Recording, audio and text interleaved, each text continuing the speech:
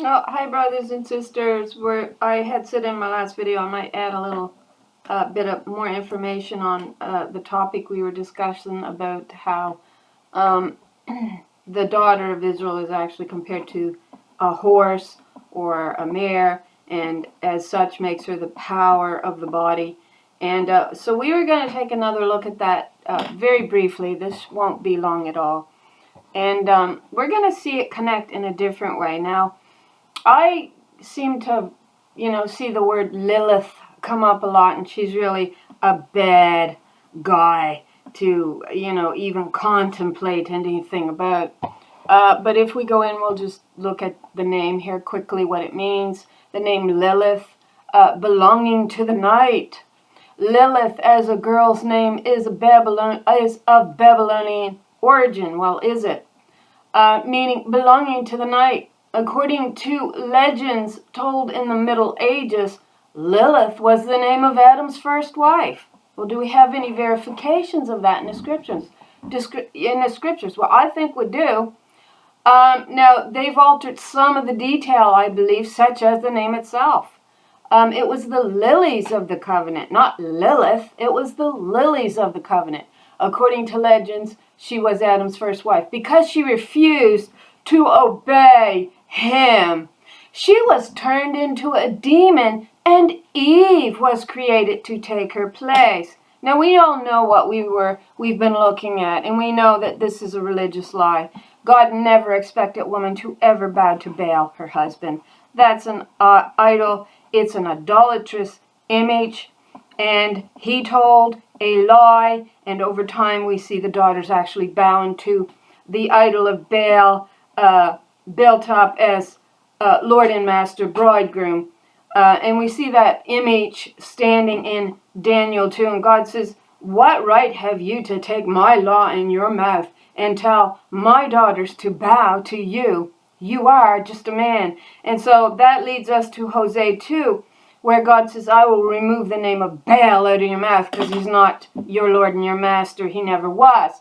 But in Hebrew, if we look the name Lilith up, it's 3917. And we can backtrack here. Let's do that. So we get 3917, Lilith. Now feminine, a female night demon.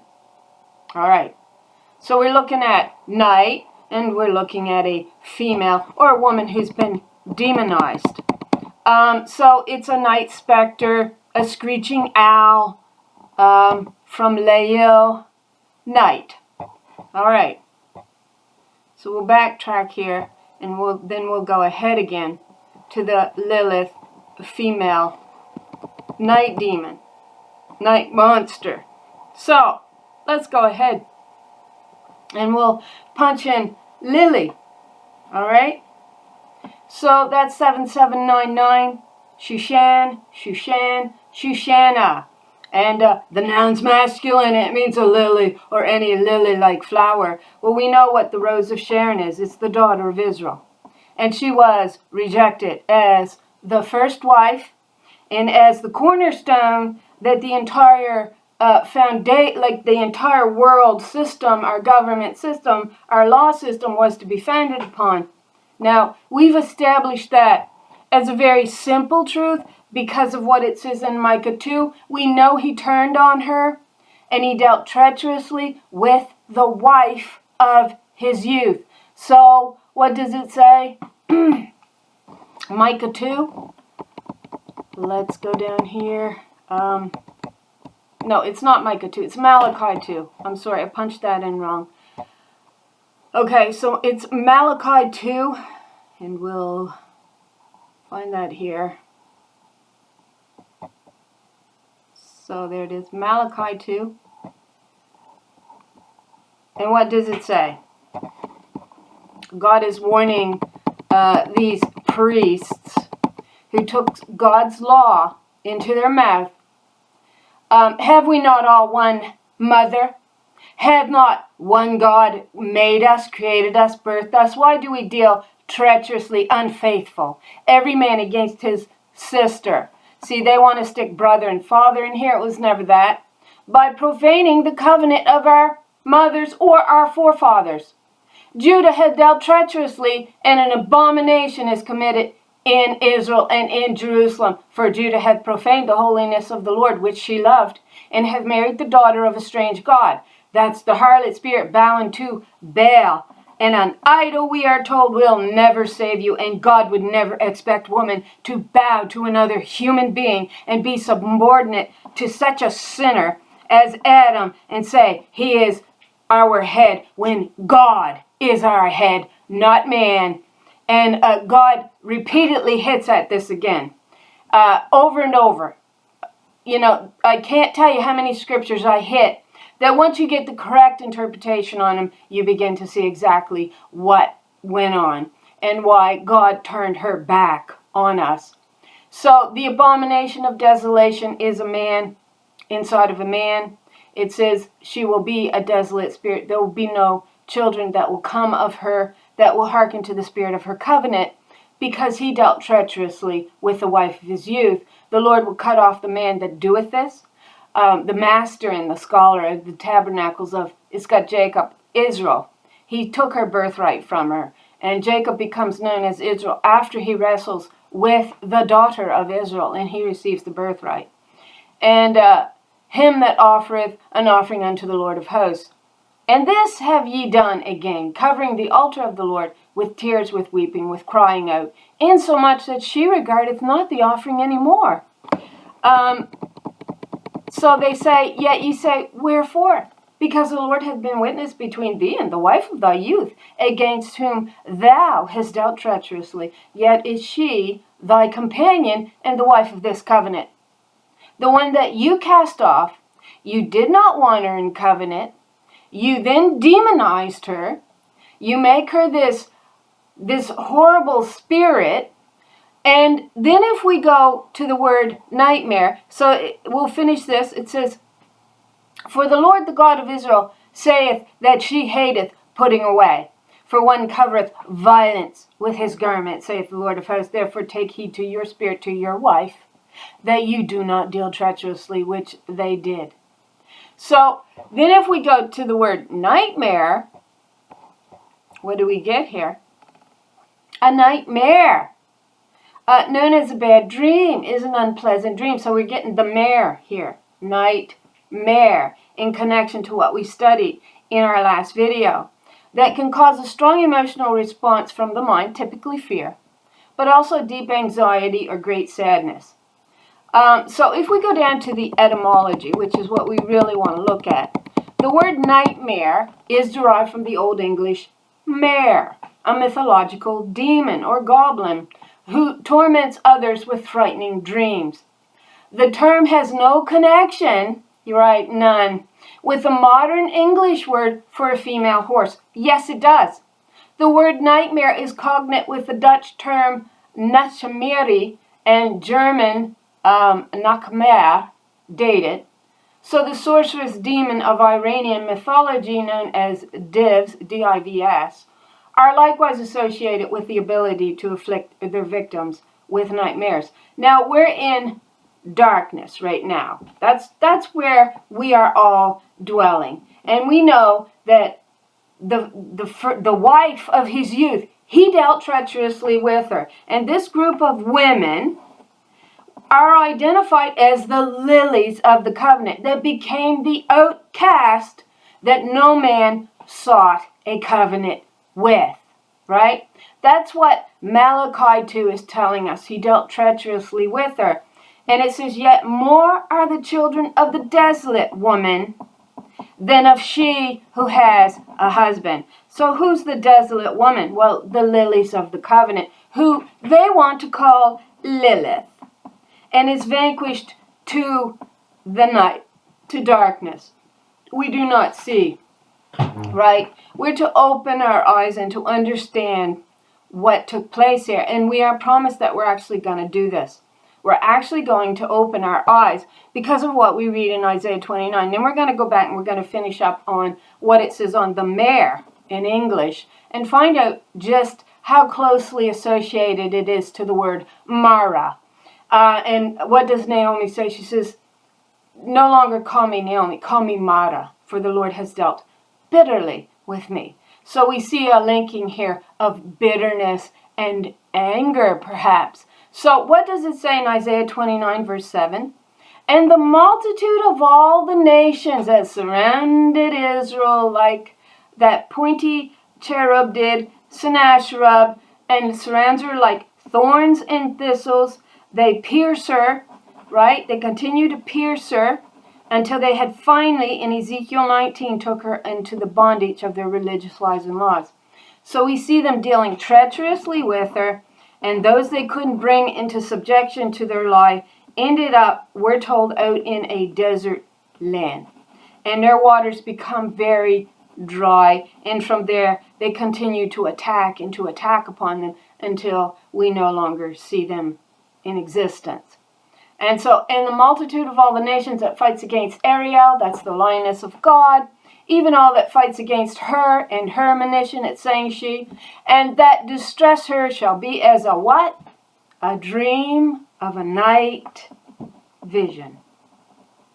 There we go. See that? Now, let's go back to the etymology here of nightmare. And we're going to hit on the Old English word mare, and we're going to see what we pull up here. So a mare, Old English, Mare, Old Dutch, Mare, and Proto-Slavic, Mara, Mara, and Old High German. Isn't it funny how it comes down to Mara? Isn't it? Which means bitterness. Right? Great bitterness. Why would the Lord have dealt treacherously with her? Or allowed Adam to do that? Because he turned on the covenant. That's what he did. And he accused her in the courts of heaven. And it is only when she begins to stand up for herself, she is no longer restrained, like we see her restrained in Isaiah 42. She says, long time have I held my peace. I have been restrained. I have restrained myself, right? Now will I go forth. And I will destroy and I will devour at once. So we see her being made the bad guy over and over again. So here we see Mara, Old High German, Old Norse, and Swedish, is a malicious entity in the Germanic and Slavic folklore that rides on people's chests while they sleep, bringing on nightmares. So we'll go down to etymology here in the Wikipedia, and I'll post these links. The word mare comes through Middle English mare, from the Old English feminine noun mere, M-A-E-R-E, which had numerous variant forms, including mare, M-A-E-R-E, M-E-R-E, and M-A-E-R. These in turn comes from the Proto-Germanic maron. Maron is the source of Old Norse, Mara, from which are derived Swedish Mara, Icelandic Mara, I can't say the other one, Faroes Mara, M-A-R-R-A, Danish Mare, Norwegian Mare, Mara, Dutch Mary, and German Maha, and Mar in French, nightmare, is borrowed from the Germanic through Old French mare. Okay, so it means doom. There is no definite answer among historians about the time or the origin of the word. Okay, we'll pass this. So in Norwegian and Danish, the words for nightmare are merit and marit, I can't say them, respectively, which can be directly translated as mare, ride. The Icelandic word mare, true, has the same meaning, trample, stamp, or related to tread, right? Whereas the Swedish mardrum translates as mare dream. So the beliefs was that the mare was believed to ride horses, which left them exhausted and covered in sweat by the morning. She could also entangle the hair of the sleeping man or beast, resulting in mare locks, called, I won't say the language, but mare braids or mare tangles in Swedish, in Norwegian. The belief probably originated as an explanation to the Polish plate phenomenon, which was a hair disease. Even trees were thought to be ridden by the mare, resulting in branches being entangled. The undersized twisted pine trees growing on coastal rocks and on wet grounds are known in Sweden as mare pines, or in German as nightmare pine. According to Paul Devereux, mares included witches, who took on the form of animals when their spirits went out and about while they were in a trance. These included animals such as frogs, cats, horses, hares, dogs, oxen, birds, and often bees and wasps. So I'm going to leave it there, but we do see the connection, do we not? These women became outcasts, and then they became severely demonized. And it's interesting that the name she ends up being gave is Lilith. When we clearly see reference to the lilies of the covenant, which are identified in Song of Songs as the daughters of Zion, the daughters of Israel, who are rejected but are promised to be rebirthed out of the dust of the earth, reborn out of the dust of the earth. We get the Holy Ghost here. And they are the first fruits, are also identified as the presence of God on earth that no man wanted a covenant with. And so I thought that was interesting enough to really add in. The detail is just, it's there.